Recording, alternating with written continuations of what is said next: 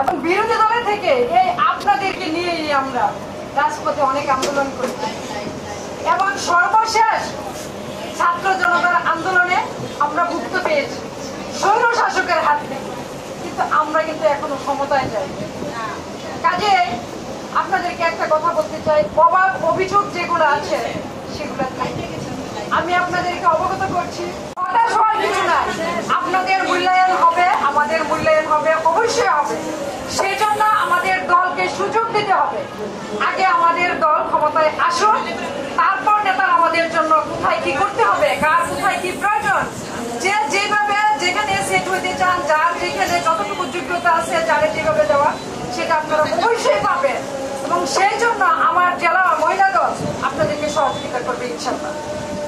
আমাদের দল আগে গুছাক, আমাদের দলের আমাদের অনেক কথাই উঠে আসছে। তো যাক, আমি দীর্ঘায়িত করবো না, সবার কথা কিন্তু হয়ে গেছে।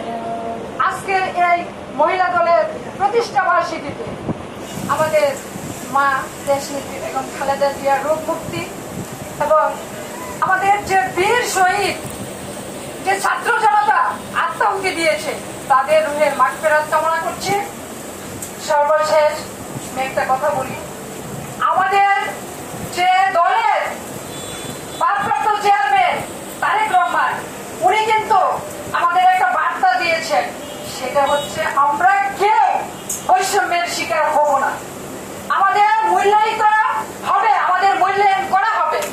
কারণ আপনারা হতাশ হওয়ার কিছু নেই, হতাশ হবেন না। আপনারা যেমন রাজপথে থেকে কাজ করেছেন, উনি ওই দিন ভার্চুয়াল মিটিং এ বলেছেন, আমি একদিন আজকে আপনাদের যেখানে আপনারা অন্যায় দেখবেন সেখানে প্রতিবাদ করবেন। আজকে আমার কানে আসলো না, 2 দিন পরে আমার কানে আসলো না, 3 দিন পরে আমার কানে আসলো না, 1 সপ্তাহ পরে আমার কানে অবশ্যই আসবে।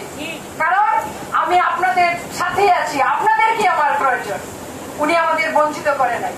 আর এই জন্য আমি আপনাদেরকে বলতেছি, আপনারা এখন যেভাবে আছেন, সামনের দিনগুলিতে আমাদের দলকে ক্ষমতায় আনার জন্য আরো ঐক্যবদ্ধ হয়ে মাঠে থাকতে হবে এবং কাজ করতে হবে।